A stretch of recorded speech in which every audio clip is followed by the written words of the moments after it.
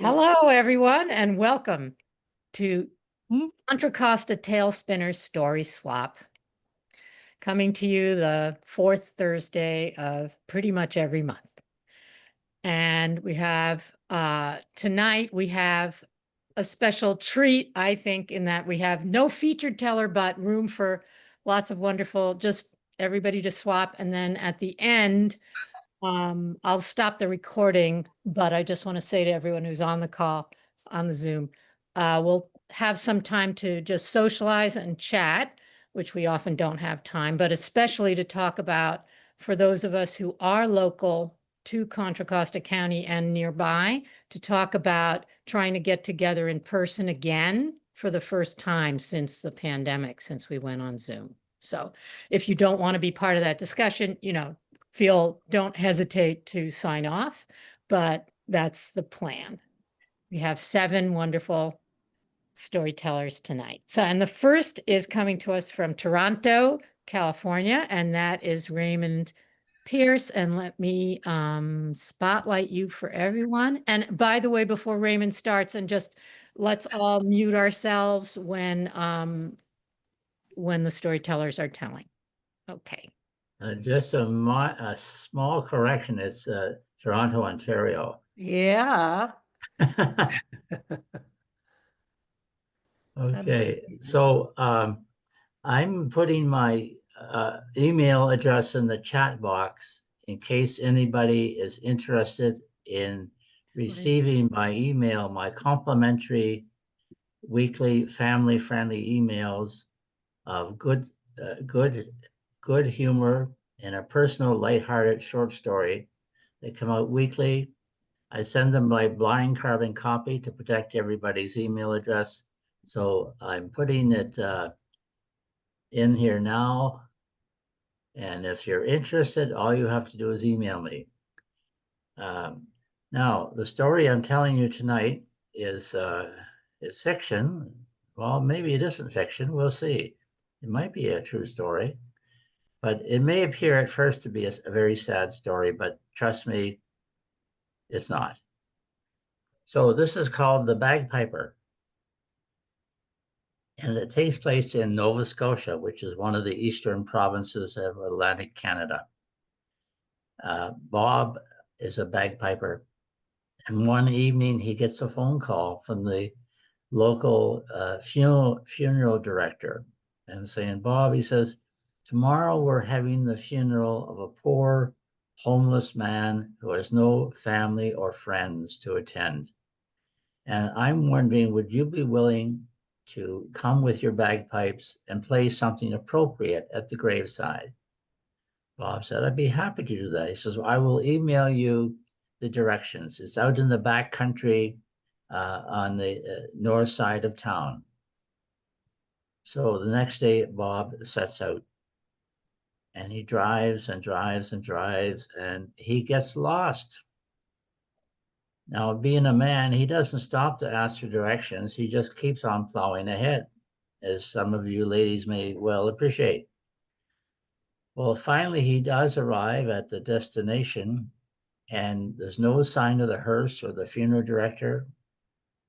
No pallbearers. Everyone's gone. The only people there are the workers, and they're sitting on a pile of dirt eating their lunch. So Bob gets out of his car and picks up his bagpipes from the back seat and walks over to the workers and apologizes profusely to the workers for being late and missing the funeral. So he walks over to the gravesite, and as he looks down, he can see the cement lid is already on the vault. And he says to himself, I've got to do something for this poor homeless man who had no family or friends to attend. So he starts to play Amazing Grace. And Bob puts his heart and soul into this tune. He plays it like he has never played it before. One by one, the workers come over and stand beside him. So all these workers are there with him and they begin to weep. And Bob begins to weep. And they all weep together as he plays this beautiful rendition of Amazing Grace. When he finishes, the workers return to their lunch, and Bob heads for his car. And as he opens the back door of the car to put his bagpipes in, he hears one of the workers, he thinks it's the foreman, who says, "You know, I have never seen or heard anything quite like this. Not in all my 20 years of putting in these here septic tanks."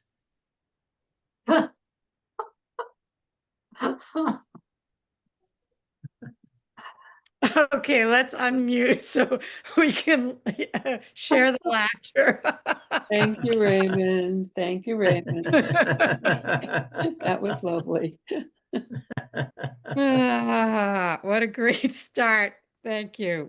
Oh, we all need a laugh these days. We sure do. And thanks for bringing it to us. I should have known better. I should have seen it coming, but I didn't. I was caught up. Thank you. All right, let's see. Remove that. All right.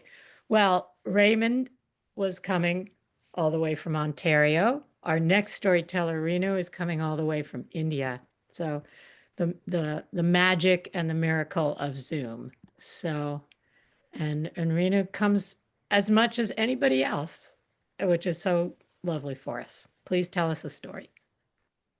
Thank you, Liz. A very good evening to all of you, and good morning to Shri, who's also from India like me, and it's about going to be 8 o'clock in the morning.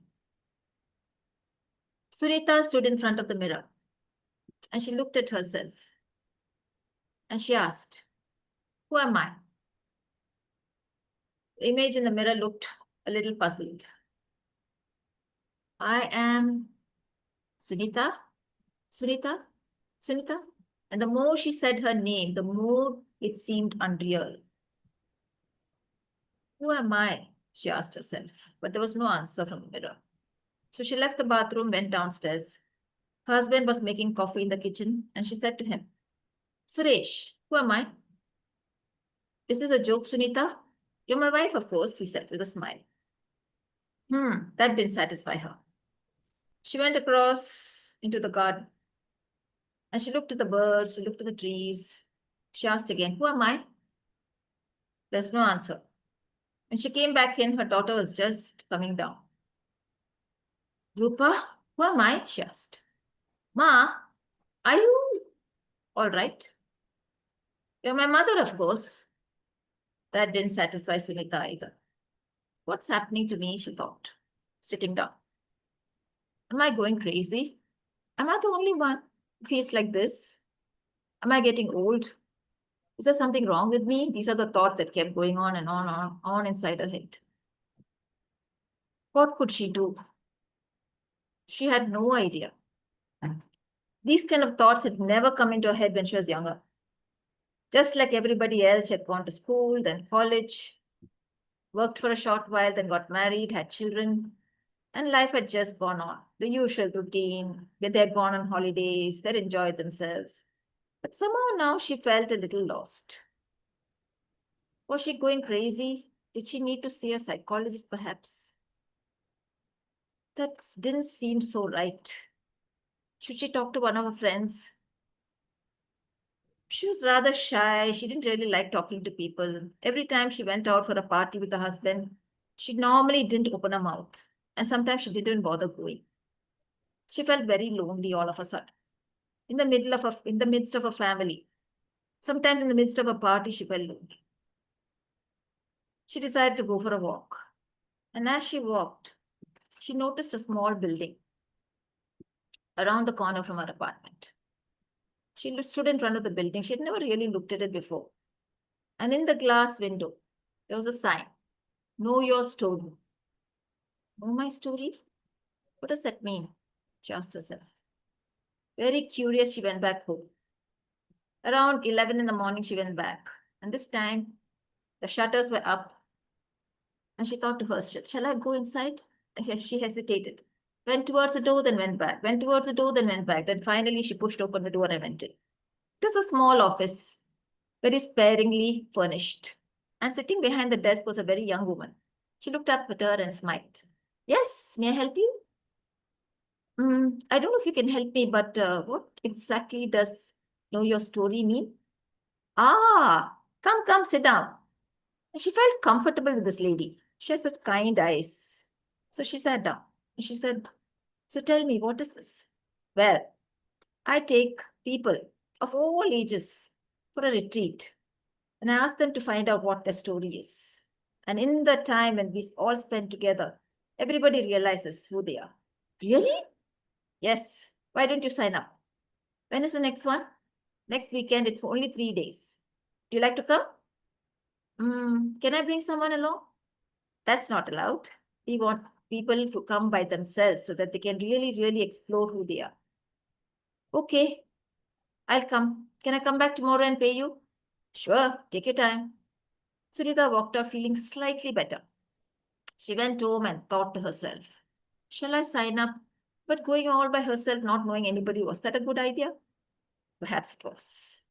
So she told her husband, I'm going on a short trip. Is that okay with you? Of course, please yourself, he said. So she signed up for the trip, not doing anything or anybody. And she went the next day, she paid up and she said, will you be there? Yeah, of course I'll be there. At least one familiar face. And so she packed her things and she'd been asked to pack certain things like a pair of walking shoes and warm clothing. She had no clue where they were going. That had not been disclosed. Finally, the day arrived. She got onto the bus and she waited. They stopped every now and then and picked up various people of various ages. Nobody seemed to know each other. Then there were a few games in the bus itself so people could familiarize themselves with each other. She found herself sitting next to a very young boy who seemed equally confused. At last, I think I found my tribe, she thought. So they went to the retreat. It was a beautiful place, very cold. They went for long walks. And then they had all these activities where everybody spoke to each other. So many things were discussed. They had to look into a mirror and talk to themselves. I'm wonderful. I'm kind. I'm compassionate. I'm very intelligent. Every single day they had to look in the mirror and say these things. And when they had these times when people had to explore their talents, Sunita sang songs. Everybody said, wow, what a beautiful voice you have. You must be a professional singer. She said, no, nothing of the sort. And she tried to withdraw into herself, but people didn't allow her to do that. And soon everybody is laughing and talking. By the end of the 3 days, such close friends. And when Sunita went back home, she stood in front of the mirror once again and she said, who am I? I? I can be whoever or whatever I want to be. I'm a singer. I'm a writer. I'm a photographer. Because these are the things she had discovered that had been hidden inside all along. And from that day on, she never ever got confused in front of the mirror again. She was very confident. Every morning she went to the mirror and said, hi, Sunita, how are you this morning? Oh, I'm great. I'm very happy. Thank you for listening to my story.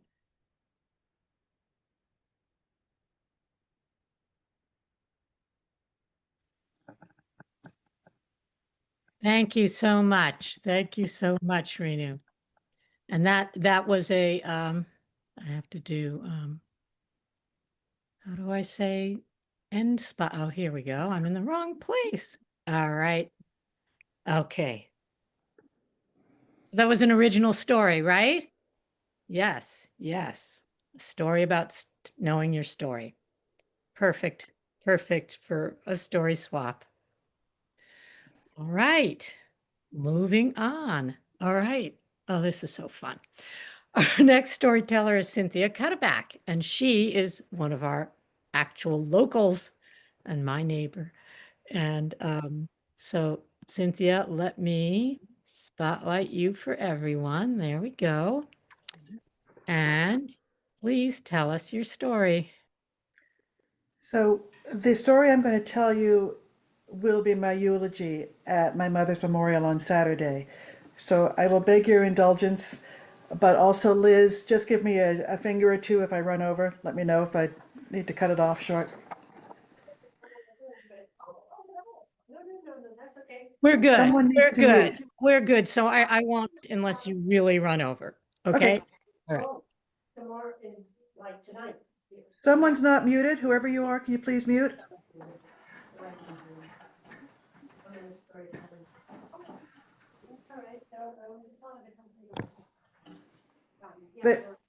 No, there we go. When I was just 3 years old, my family spent a few weeks in Woods Hole, Massachusetts. My mom rode her bike everywhere with me perched on the handlebars. Our route often took us past the Nobska Point Lighthouse, which had a loud foghorn that scared me. So to deal with it, Mom would pull off the road just before the lighthouse, and we'd wait for the foghorn, and then I would yell, "Go, Mommy, go!" And she would pedal hell-bent for leather until we got past that noisy foghorn. This indefatigable energy was one of my mom's defining features, from her daily runs every day until she was 95 to the brisk march she took on family backpacking trips. Her life story has 4 themes that I want to share with you: creativity, brilliance, adventure, and love. In the early 50s, when my mom was living in Germany with the American Army, a German woodcutter taught her how to sculpt in ceramics. Her first sculpture was a girl playing an accordion. Loved schmaltz. When I was born, she had a live-in model, so there are an awful lot of sculptures of me around her house. Everybody in my church has taken clay classes with Mom. A friend of ours called it her Ministry of Clay. I'm only going to tell you about one of her sculptures, my all-time favorite. I think that Mom was frustrated with her thesis committee while she was working on her doctorate, because she has a sculpture that's sort of a brick-like being with a wide head, little cat ears, a wide flat smile, the hands like this, and then a big hole right through the middle where the stomach should be. This sculpture is called Tenure. He's smug and he's gutless. We have 2 copies of that sculpture because I commissioned one when I did my own doctorate. Go, Mommy, go. Mom worked on her PhD in the early 60s. She had created a radio show for Latina mothers and had collected surveys on the effect of this radio show. And this was all, she had a handmade tally sheet written in cursive. And I helped her, and I know how young I was because I could not read cursive. But I could read the letters and the numbers, and she taught me to do the 1, 2, 3, 4, tallied up her surveys.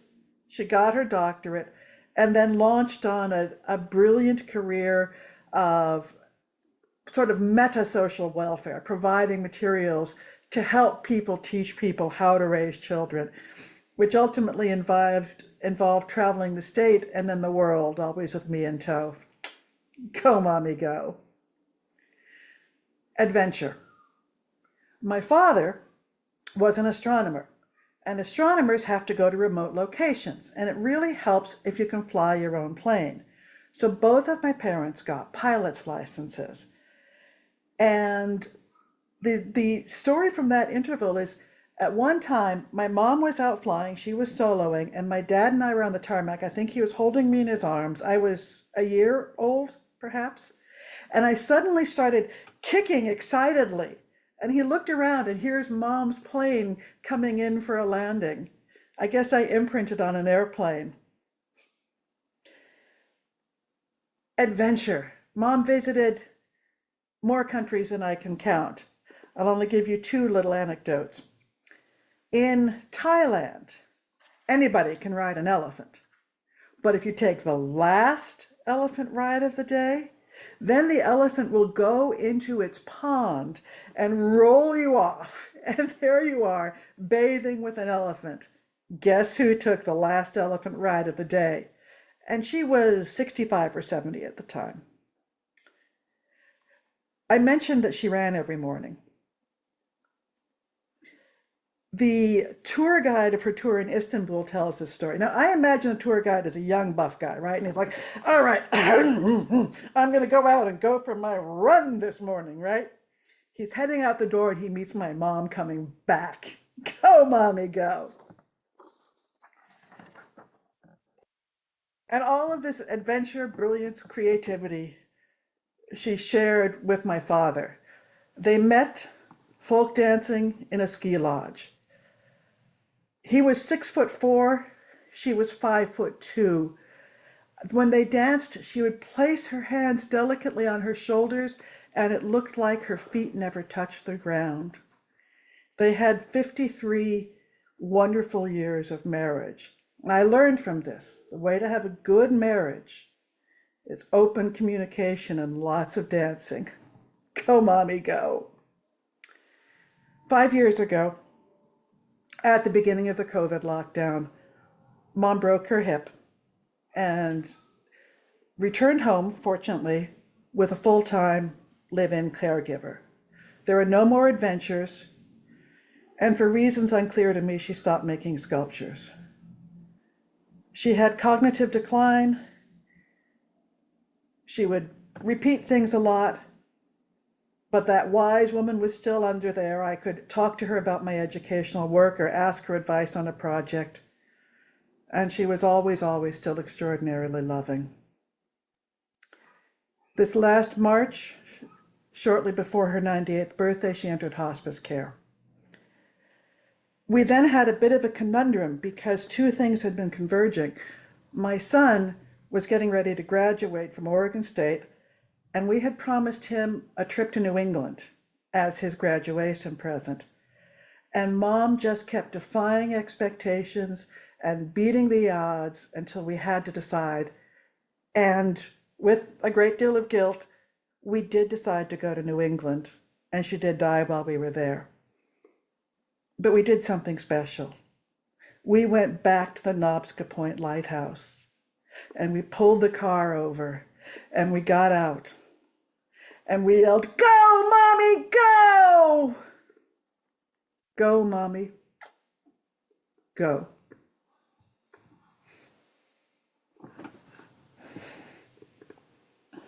Oh, Cynthia, thank you so much for sharing that beautiful remembrance with us. A special, another special daughter. Yep. I've been wondering for years how the story was going to end. Thank you for the time. Yeah. Well, and she lives on in memory, obviously, very powerfully. All right. Well, let's take a breath. It's, after a story like that, like I want to just go right into the next storyteller. It's like, let's, take a breath. By the way, we do, yeah, people are putting, it's nice to put comments in the chat if you feel like it. Nice way to send appreciations to our tellers. Okay. Oh, I have someone in the waiting room. I was so I hope she hasn't been there too long. It's Myra. And hi, Storm, by the way. And Myra, where are you? Have you made it in? Yeah, she's down there. Okay, good. I apologize if I left you in the waiting room. I was captivated by a story. So now we're taking a little moment to breathe and go before we move to our next storyteller. And that storyteller is Colleen Foley. Yes, that's me. That's you, Colleen. Hold on, Colleen. I've got too many little windows. Okay, I am going to spotlight you for everyone, and then let's all mute ourselves except for Colleen. Colleen, tell us a story. Hi. I feel a little fuzzy there. Oh, that's better. It must be dirty computer. This is a story it's a true story, and it took place in the late 1980s. I don't remember the exact year, but it was a couple years after. It's about a road trip I took by myself.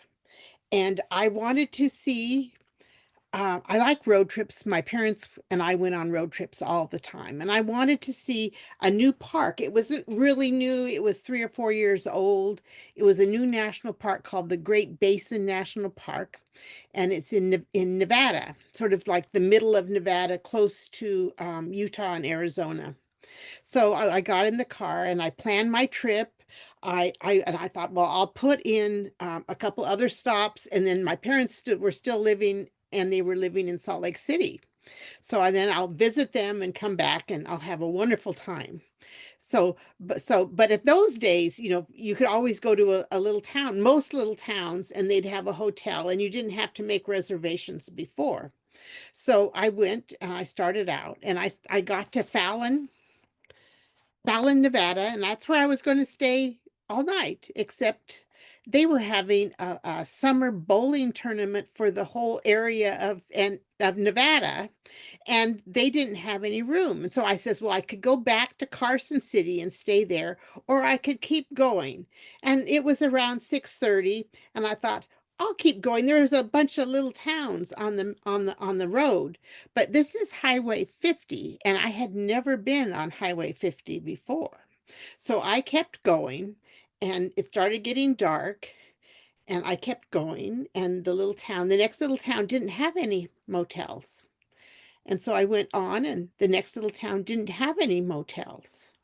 And it started getting dark, and I went to the next town, and it didn't have any motels. And the next town, and it didn't have any motels, but it was like 11 o'clock. I needed to use the restroom, and I was running out of gas, and I didn't think I would make it to the next town, which there was a big town called Ely, and I could have, and they probably had an open gas station, but this had a gas station and it wasn't closed. But they had an old hotel that's had a vacancy sign on it. Now, if this hotel had been in a big city, I probably wouldn't have wanted to go inside, but it was in a little town, so it was. And I thought, well, little towns aren't the same thing. And, it just could be maybe the incomes aren't as high. And so I went in, and there was a sort of a sweet looking young man, and he was the clerk. And I says, do you have a room? And he says, yes, we have one room left. And I went, oh my goodness, he smelled like he'd been drinking a lot. And I thought, okay, well, I can stay in the room. The room has a key, so I'll go up there. And I went up there, and he was sort of confused because there was already people in the room. So I came back down to the clerk, and I says, well, there's already people in the room, and I don't have enough gas to go to the next town. And I don't know where to stay. Do you have any suggestions? And he says, well, we do have an extra room, but that we do for emergencies, but the police office, the police captain has to use it tonight, so you can't stay there, but you can sleep on our couch in the lounge. And I thought, and can I use your ladies' room? And he says, oh, sure, that's fine. So I used the ladies' room, and I took my shoes off and sat down on the couch. Well, a few minutes, and so I was trying to relax. And then this guy barged in, and he was holding a $50 bill in his hands, and he says, I'll give you this $50 if you open the gas station, and it says, I have a truck, a boat, another car, and there's a bunch of us guys that were going to Lake Powell, and I want you to open the gas station. He says, we don't do that here. You'll have to wait until morning. And so they had a little time, and then they didn't open the gas station. I didn't even think to ask because it was closed, because I have more of a small town background than these big. And so he left, and then we started talking, so the guy, and well, I says, yes. I says, that guy was very he felt very entitled, didn't he? And we says, yes, some people just do that. And he says, he's not the only person from LA that has come by and done that. If you're from LA, I apologize. I know there's nice people everywhere. So, so we started talking, and he told me that, and I started telling him, I says, I lived in Oakland at the time. And that I'm visiting my parents, and I wanted to see the Great Basin National Park, which had just opened. And he says, oh, yes. He says, this was my town. And he says, I am so glad to talk to someone from the Bay Area. He says, remember, this is the 80s. And he says, you know, I grew up in this town and I didn't fit in. So I went to San Francisco thinking I would find my life future. Only trouble is I got AIDS and I came home to die. And my heart went out. I didn't hug him because we just met, but my heart went out to him. And then I thought, well, maybe, you know, since I was driving alone, you know, it's a little scary. And I couldn't go really fast on Highway 50 because there was every once in a while a steer would be on the road. And that's it's what it's beef that we eat as a steer, if you don't know what that is. And so and so and and and I thought, well, maybe fate may be here so I could listen to him before the end. And he could talk to someone from the Bay Area. And I thought, oh, good, I'm here. And then as we were talking, getting to know each other, a man walked in the door and he had blood dripping down his head. And I thought, my goodness, what is this? And so the hotel clerk, and he knew, he called the on duty police chief, and he called the on duty nurse, and they both came. So I met, and what had happened, he probably had fallen asleep at the wheel or dodged one of those steers that had gotten on the road. And he had rolled his truck over. And he says, and he was still a little groggy. He says, I turned the gas off and so it wouldn't catch on fire. And then I pulled myself up to the road, and a truck driver had picked him up and dropped him in town so he could get some medical care. And the truck, you know, they're on a deadline, so that he had to keep going. And so he says, I'm here. And so the nurse, the policeman took his statement, the nurse patched him up, and she was very nice. The policeman was very nice. So, and then the policeman took him with him to go back and see if they could pull his car or truck off back onto the road so he could keep going. And so finally that I was getting really tired, and I fell asleep. And I woke up in the morning, that clerk was gone, but there was a middle-aged man looking at me, and he said, who are you? And I said, well, and I told him I was just on vacation. I had never been on Highway 50 before, and that I was going to the new Great Basin National Park. And he says, oh, okay. He says, wow, you're really brave.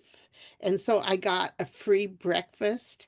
And you know, I don't know if a lot of people in the country, but when you're in a rural area, there is a restaurant that most people go to every morning after their morning chores. And that was where I was.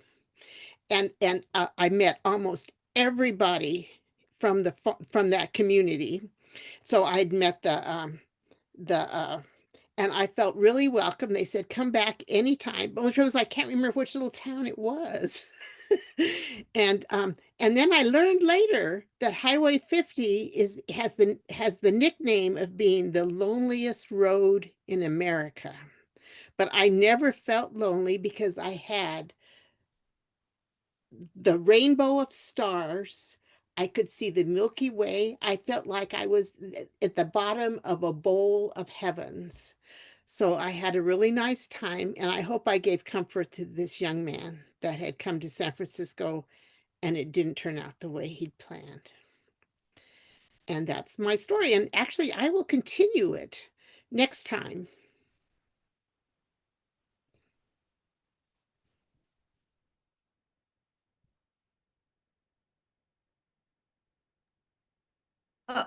Thank you. Thank you, Colleen. I love how some stories, you gave us so many very specific details, and then you gave us that vision of the rainbow of stars and the big picture. Yes. I really love that. Thank you. And I feel And really we'll look lucky. forward to hearing more of your adventures. Because that's just the first part, the first All few right. days of that trip. Okay. You are brave. All right. Our next storyteller to keep on top of is going to be Rose Owens. And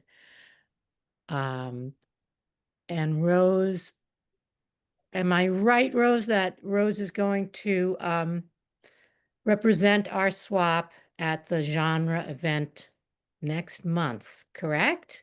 Correct. And with this story. With this story, yes. Okay, so we get a preview. So, okay, let me spotlight you, Rose, and we're looking forward to hearing it. Just Bringing the baby home. Bringing a new baby home is always exciting. There's just grandma and grandpa there, and mom and dad, and it's just an exciting thing. And now, when I had my children and was in the hospital, then the doctors would keep me there for 3 days. And that gave me enough time to read a few books and to relax and maybe watch a demonstration on how to bathe the baby. And you'd bring the baby home, and depending on whether it was the first or second or third, clear down to the seventh, the kids would gather around to see that new baby. And it was an exciting time. By the time that my daughters had their babies, things had changed a little bit. They'd have the baby one day, and the next morning they'd take the new mama in a wheelchair, put the baby in her arms, roll her to the front door, wave goodbye, and she was on her own. Now, when I was born, again, things were just a little bit different because I was born at home. The midwife and the doctor came to the house, and then the kids were sent to the neighbor's house. And after the baby was born, then they got to come home and see the new baby. My older sister, Valda. For whatever reason, Valda was born in the hospital. Now, back in those days, back in 1934, it was customary to have a mother stay in bed for 10 days after the birth of a baby.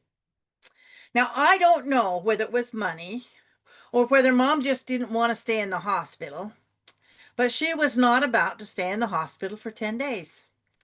And my dad negotiated with the doctor, and the doctor finally said that dad could take her home if she went home lying down. So dad borrowed a truck, put a mattress in the back of the truck and lots of quilts, and mother rode home from the hospital in the truck, in the back of the truck with the quilts. Now, this was in Utah in 1934 with snow on the ground. The baby got to ride in the cab. Now, things just changed. Things changed. And by the time that my youngest brother was born, he was 2 months premature. He was born on the day that my mother died. And one of my mother's cousins Marjorie Bingham, came to my dad and said, "Mark, I'll take care of that baby until you can make other arrangements." And she was a registered nurse, and so my dad accepted, and Marjorie took Ross home as soon as he was able to leave the hospital. Now, at church, once Ross was well enough to come to church and stable enough, we'd get to church, and all of the Pope kids would go rushing over to the Binghams to see our baby. And our Eileen, who was 5, would say, "His name's Ross Pope. His name's Ross Earl Pope." And their Eileen, who was 5, would say, "His name's Ross Popey Bingham, and he'll be Ross Popey Bingham until you take him home." And that was the issue. My dad, in order to bring him home, needed a housekeeper. He put the ads in the paper, and he interviewed, and he discovered that the women that he was willing to hire weren't willing to work for a family with that many children, because when we brought Ross home, that would make 10 children at home. And the ones that were willing to come, my dad wasn't willing to hire. One in particular had said she was not going to work with a family with a dog. And if she came to work at our house, the dog had to go. She went on the bus back to Salt Lake. No job for her. My dad eventually decided that what he needed was a wife. And so he commenced to think of the widow women of his acquaintance. And his mind thought about Ella Durfee. And he took her out. And they decided to get married, and they got married. Now, shortly after they were married, why then she had to move her 4 children who were still at home up. Now we had 14 children. My oldest sister was married, and her oldest son was working in Salt Lake. But there were going to be 14 children. And after she got them moved up and got things sort of settled, the day came it was time to go get Ross. Now, she said to my older sister, Valda, she says, I'm going to cry. And Marjorie's going to cry. I can't do that, Valda. You go with your dad to go get Ross. Valda said, no, I can't do that either. So she talked to my oldest brother, Philip, and she said, Philip, you go with your dad to get Ross. Marjorie's going to cry, and I'm going to cry, and I can't do that. And my kind-hearted older brother, Philip, finally agreed that yes, he would go with Dad to get Ross and bring him home. Then my dad heard about the plan. And my dad said, no, you're going. And Mom said, but I'll cry and she'll cry. Dad said, then you'll have to cry and she'll have to cry, but you're going to be this baby's mama and you're going to go. And Mom did go. And she brought Ross home. And it only took us 9 months to bring that baby home. And that's the story of bringing the baby home.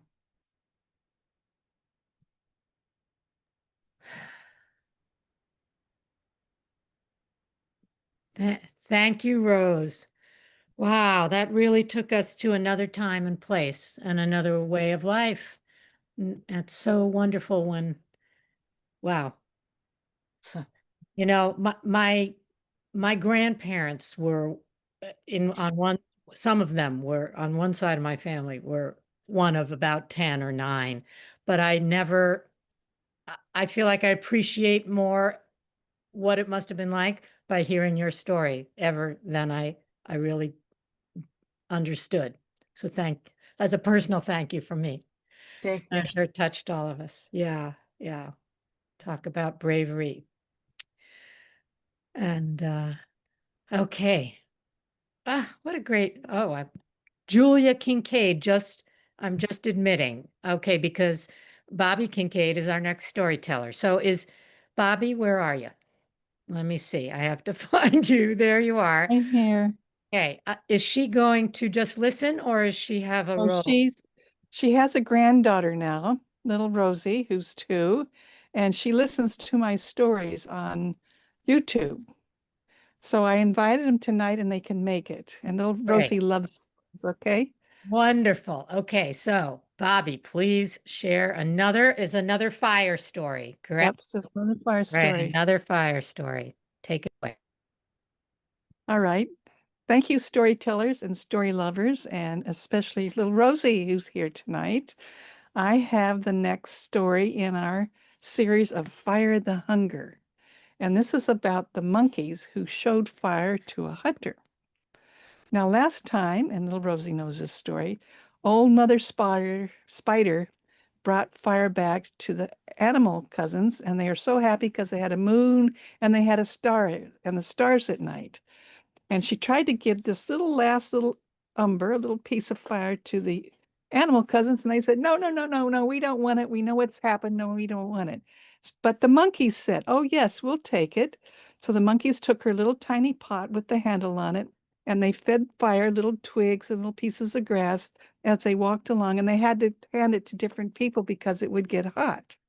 Well, they lived way down in the jungles in Brazil. And they passed through a lot of countries, and they passed through Ecuador, where they had heard the story about how Hummingbird got a little spark in her tail and she gave it to the pine trees. But the people knew to keep the fire in a hearth. It was a stone hearth.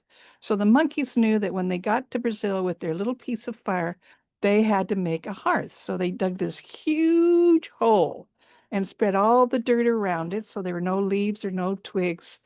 So the fire could, he's very hungry and he'll eat anything, could hop out of there. And so they had this all going, and they were sitting there very comfortable that night. And one of them said, one of the monkeys, why don't we cook our food with the fire? They had yams and they were really, really hard, and they had bugs. They were crunchy, but they needed a little taste. So they decided to make sticks, little green sticks, took the leaves off, took a sharp rock, made a point, and stuck it through the yam. And they learned that if they held it too close, the fire would eat it. But if they held it just right, he would roast those yams, and they were delicious. They were smooth, they smelled. Well, in the meantime, a hunter had come out of his little village, his little camp, to hunt for some food. And he went really, really deep into the jungle, too deep, and it was getting dark, and he couldn't find his way out. And he knew that it was so damp that would hurt him, and there were animals there that could also hurt him. So he was walking around and he saw this twinkle through the trees. And he went up closer and closer and closer, and he saw this amazing thing. This fire was popping out of this pit, and all these monkeys were sitting around eating.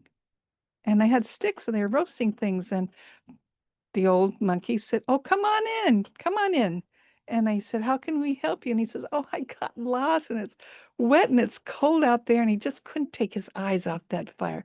And the rest of them said, "Come on in, sit down, sit down." And so they sit him down, and then they offered him a yam, but he went for it. And they said, "No, no, it'll burn your fingers. You have to wait till it cools. Take it off." And then he broke it open, and it was the best tasting yam he'd ever eaten. Soft, smelly, delicious. And he knew the fire had done that. But he was so entranced with that fire, he watched it and fell asleep. Next morning, the monkeys woke him up, and they had some yams all wrapped up in leaves, and they sent him on his way home. But that hunter wasn't satisfied. All that morning after he woke up, all he could think about was the sounds of fire, the fires, flames, and the smells, and those delicious yams. And he says, "I gotta figure out how those monkeys did that." So he walked back, and he found their camp again. And the old monkey says, "Well, hello, Hunter, what are you doing here?" And he says, "Can you tell me about fire? Teach me about it." And so they set him down and they showed him the pit. They said, "You gotta have a pit. It goes in the pit, and you put leaves down and you put the twigs on top, and then the embers below will start it." And they said, "We always keep a little pit over here with extra branches in it." And he said, "How do you cook your food?" And they showed him how they had a little sharp stone, and they made a little point, and they stuck it in the yams, and how to keep it up so the fire wouldn't eat it, because fire wants to eat everything. And he learned all that, and he thanked them again, and they wrapped up some vegetables for him and some yams, and they gave him some of these little bugs, well, they're big bugs, that they had roasted, and they were so crunchy and so delicious, and he took them back to camp. Okay, he was pretty satisfied for a while, and he says, "They didn't tell me how to start fire. They're keeping a secret from me, and I'm going to find out what it is." So he made himself a birch coat. It's bark from a tree, and it's very flammable. And he made this birch coat, and he said back out to the monkeys, and he found them, and they said, "Oh, hello, Hunter, you're back again. How can we help you?" He says, "I'm cold and I want to sit by the fire." So while he was sitting there, they said, "Now wait, if anything gets in that, it's going to burn." And he says, I know, I'll be careful." Well, sure, that's what he wanted. A little spark got into that bark, and he went running off, and they were running after him saying, "You've got to take it off. You got to take it off. It's going to burn you. It's going to burn your skin." Well, he wasn't listening. He was running back to camp because he had his other all the other friends piled this big pile of wood up all over. And when the other people in his camp heard the monkeys chattering and doing this, they thought they were after the hunter that was coming in with the birch that had the spark in it. So they went after him with clips, sticks, and stuff, and beat him up. And the monkeys, they were so confused, they couldn't figure out what had happened to them. So they went back to the camp. In the meantime, this hunter took his birch coat off, which was now on fire, and threw it into the fire, and it blazed up. It blazed up, and it made these wonderful sparkles, and it was beautiful. And next week, I'm going to tell you what that fire did. It ate everything. Thank you for listening. And Rosie, I hope you liked that. Thank you. Thank you. What a cliffhanger. What a cliffhanger. Right. Good for storytelling, right? Right. Right. Okay. Okay. Awesome. I have to say, I got to go on a trip to Ecuador a year and a half ago, and we ate grubs. We were taught how to stick a stick through these grubs and cook them alive, and I actually did try it. Were they It was crunchy? crunchy. Yes. I closed my eyes and ate it. You. So I was with you right there. Okay. Okay. Good. All right. Well, wow. We are our next and last on our list of storytellers is Neshama. And we're so glad you're here with us, Neshama. Let me find you because Neshama is not always around, she's not always free on a Thursday, right? And so we get to see you other places, but not at our swap. So let me spotlight you, and the rest of us can mute, and Neshama's going to tell us a story. I'm just going to double check with you. I had pared this down to the requisite 10, but because I just love to expand it maybe a couple minutes more. I hope that you won't get the hook and drag me away just because I can do it here and I want to do it. So, okay. Well, there was the car. It was at a 45-degree angle. And it wasn't my car, but I was the driver. And how did I get myself into such a predicament? Well, I was at the Bay Area Storytelling Festival. I was looking forward to it so much. But the problem was that I had this loaner car, and I am old and I don't have a good sense of direction. And my regular car has a built-in GPS that tells me where to go, which I trust hugely. But this car didn't have one. And what was I going to do? So I realized, of course, the little phone, has it all in there. But I had to figure out how to rig it on this old Mazda muscle car. And my cousin, who lives across the driveway, who's a hoarder, he has everything. So I said, Robert, is there a way that we can rig this so I can see it, so he can get me from Marin County to Sonoma County, because I really don't know my way. And he brought out this device, very cute, but the suction cup didn't work. Of course, it never works with Robert's stuff. So we spent about 15 minutes with masking tape and with duct tape, and we got it hanging up so I could see it. And I stuck the phone in there and I crossed my fingers because there was no way to determine whether she, the GPS woman, would talk to me. I really needed her to talk to me. But I took a deep breath. This was going to be an evening concert. So I was going to be driving. It was going to be light, but still, I wanted her to get me there. And sure enough, she piped up. And I drove the hour and 15 minutes to a place I've been before, but that doesn't mean it's in my body, because again, I do not have a very good sense of direction. But when I got off the freeway, I saw an ominous big blinking sign, and it said, Yolanda will be closed after 8 p.m. for road work. That was my entrance, that was my exit. And I, with this crazy brain, because I get anxious about these things, I said, the GPS will not know that Yolanda will be closed, and I will be there at a place that is closed, and I will not be able to get home.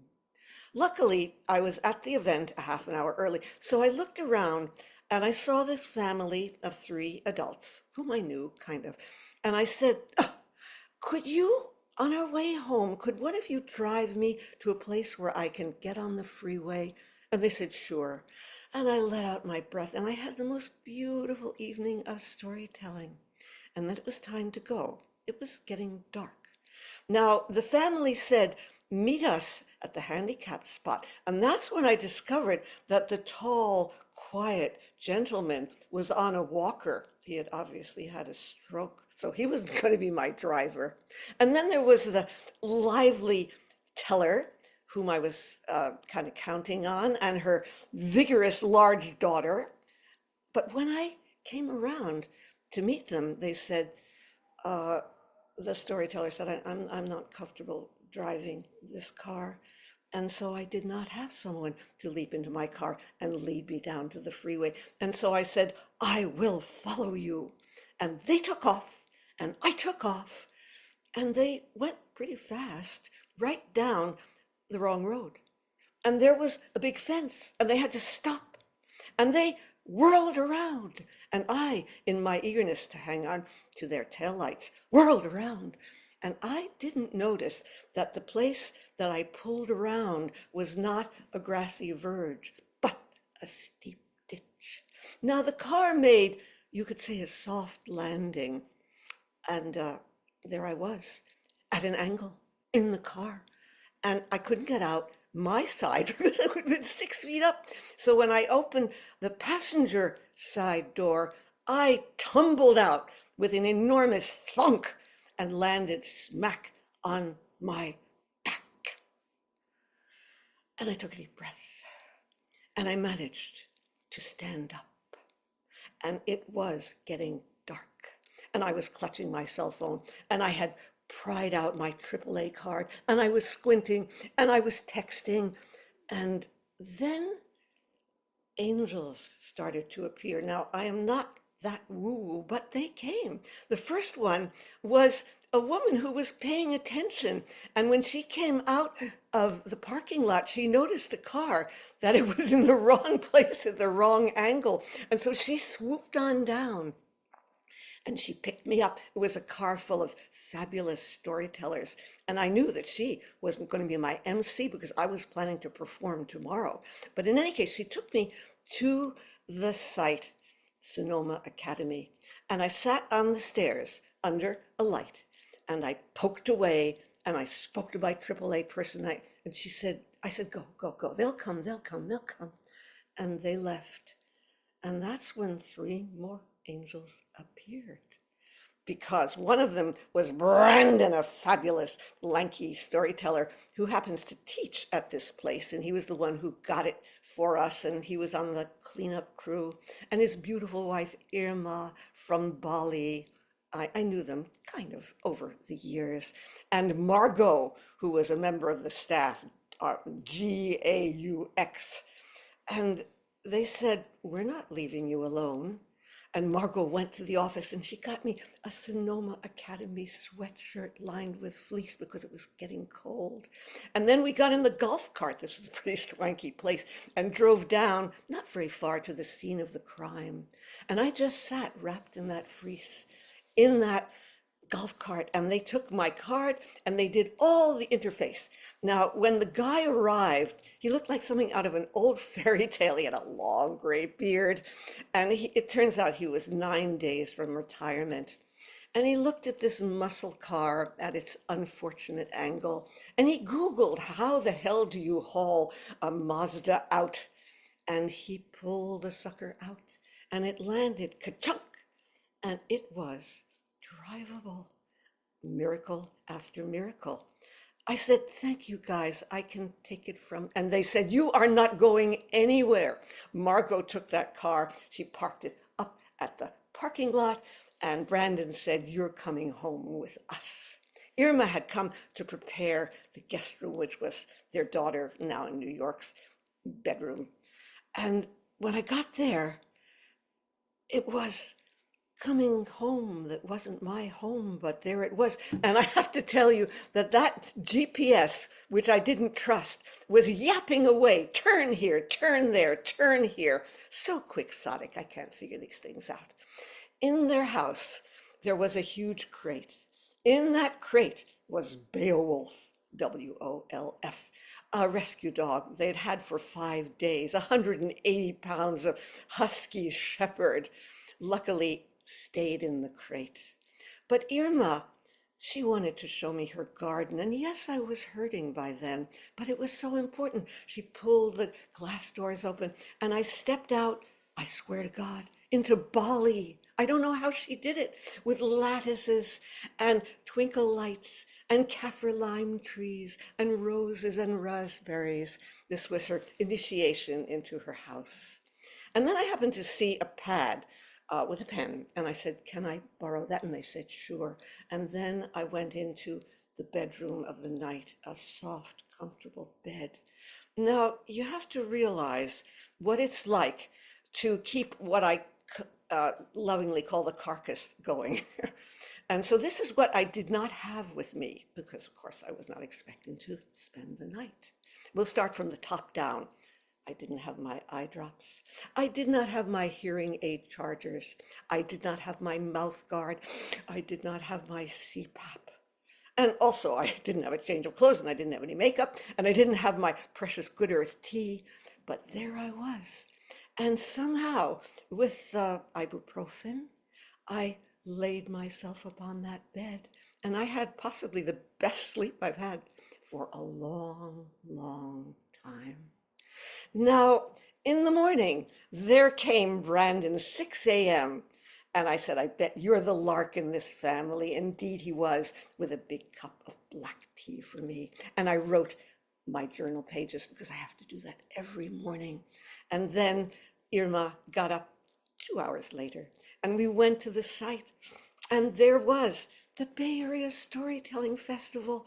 And somehow it must have been adrenaline that got me through this extraordinary, beautiful day of stories. And not only did I have lots of food to eat, lots of solicitude, I got to tell this story over and over and over again. And I actually got to perform, and it was good. I was amazed. I must have been hurting, but I didn't really know what was going on because I had had angels to take care of me all night long. And then it was time to go. It was still light. It was 6 o'clock. And when I got to my car, the thing that we had rigged, of course, had slumped over because it was so hot. The tape had melted. But I managed to shove it up, and I shoved that phone in, and I crossed my fingers, and I started out. No, she did not open her mouth, but there was a little banner that told me where to go. And it took me on a road that I didn't even recognize because I don't know Sonoma County. It took me back of beyond. It was very untrafficked, lots of stop and lots of start. And where did it deliver me? I didn't even get to get on the freeway. It gave me the road that I knew how to get home. And home I did. And I got up the stairs and I went to sleep. Now, you would think that all would be well, but it doesn't, life doesn't work like that. A couple of weeks into this whap on my body, things started to feel worse and worse and worse and worse. And finally, I ended up in the emergency room. And as it turns out, miracle of miracles, I did not break a hip. I did not even crack anything, but it was a deep insult to my body. And therefore, I have been at home for 2 weeks in a whole different territory because I know who I am. I am a remarkable 86-year-old who works 24 hours a week at the library and whose body does what she wants. I do Pilates, I do Tai Chi, I hike, it's, et cetera, et cetera. My body was hurting. My job was on hold. What was left? I found out. I guess this story has a title, Lost and Found, What's Left. I found out who I was without all those outward trappings of doing. And I found out the patience that it takes to not know what's going to happen. I found out how incredibly loving and supporting my community is. And I found out how to accept help, which does not come naturally to a feisty 86-year-old. So I'm hoping maybe in a couple of weeks, I'll be back in kind of semi-fighting trim. But what I got was an opportunity to sink into the present, which is very hard for somebody who thinks as fast as I do. And an opportunity to look down the line because I know I can't keep going like this. I know things will be taken away. But what did I get in return? Gifts and angels. Thank you. Okay, let's all unmute and we can applaud for Neshama's story and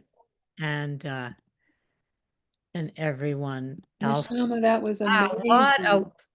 I had no idea. I saw That you was- that evening and and then I didn't come on Saturday. So. Oh, I heard a little bit, but that was amazing. Thank you. Thank you. Love your lessons. Thank you.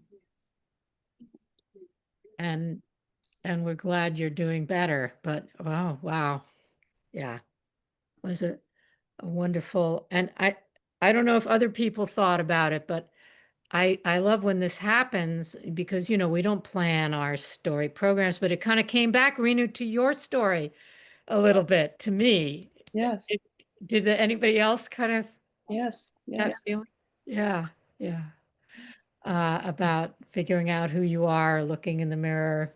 Who am I when things change? You said. Yeah. Wisdom for all of us. Well, another amazing evening of stories. Thank you, everybody. Thank you to all our listeners for coming. We can't have storytelling without listening. I'm going to end the recording, but we can continue to chat. So I will end the recording. Another great evening.